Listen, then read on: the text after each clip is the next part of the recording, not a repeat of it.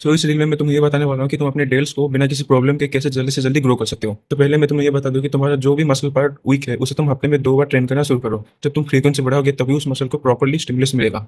अगर तुम उस मसल को हफ्ते में 2 बार ट्रेन करे तो एटलीस्ट 2 से 3 दिन उसके बीच में रेस्ट होना चाहिए, क्योंकि ऐसा नहीं है कि तुमने आज एक मसल को ट्रेन किया तो कल या परसों उसे दोबारा ट्रेन करने लग जाओगे। ऐसे करोगे तो रिकवरी नहीं होने वाली और इंजरी के चांसेस ज्यादा होंगे। और एक बात का ध्यान रखना कि जो जिस दिन अपने वीक मसल पार्ट को ट्रेन कर रहे हो उस दिन अपने ट्रेनिंग से पहले ही कार्बोहाइड्रेट्स की क्वांटिटी को थोड़ा बढ़ा देना। उससे ज़्यादा एनर्जी मिलेगी और हो सकता है कि इस कार्बोहाइड्रेट की वजह से तुम्हारे मतलब मसल ग्रोथ बढ़ जाए। एग्जाम्पल के तौर में देखा जाए, अगर तुम अपने साइड डेल को ग्रो करना चाहते हो तो मंडे को तुम पहले अपने साइड डेल के लिए केबल रेजेस लगाओगे, उसके साथ 1 या 2 सेट डंबल रेजेस लगाओगे, फिर उसे 2 से 3 दिन के लिए छोड़ दो, रेस्ट दो। फिर दूसरी बार जब तुम उसे लगा रहे हो, अगर तुम्हारे जिम में लैटरल मशीन है जैसे कि शोल्डर्स लगाए जाते हैं, एक तरीके से वो मशीन होती है, अच्छी मशीन है। हालांकि वो मेरे जिम में भी नहीं है, लेकिन अगर तुम्हारे जिम में है तो उसे ट्राई करो, उसके साथ केबल या लैटरल फिर लगाओ।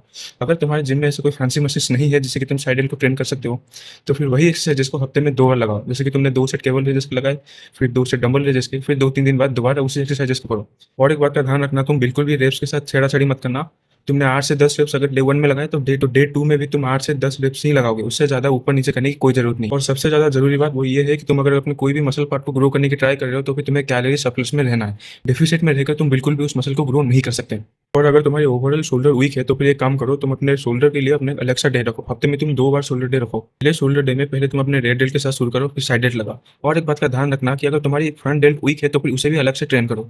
ये बहुत सारे ऐसे लोग हैं जो ये कहते हैं कि फ्रंट डेल्ट को ट्रेन करने की कोई जरूरत नहीं है, क्योंकि ना जब तुम इंक्लाइन प्रेसेस लगाते हो तो उससे तुम्हारी फ्रंट डेल्ट ट्रेन हो जाती है। तो भाई देखो, कुछ लोग ऐसे होते हैं जिनके साथ ऐसा होता है कि इंक्लाइन प्रेसेस लगाने से उनके फ्रंट डेल्ट और चेस्ट दोनों एक साथ ग्रो कर जाती है, लेकिन ऐसे बहुत सारे लोग हैं जिनका कि ऐसा नहीं होता है।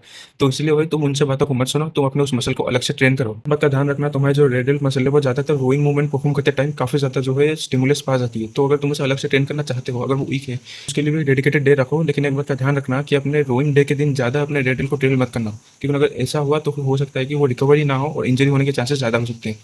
इंजरी भी हो सकती है और उसके साथ ही साथ वो मसल ग्रो ही नहीं करेगा अगर ओवर ट्रेनिंग हो गया तो।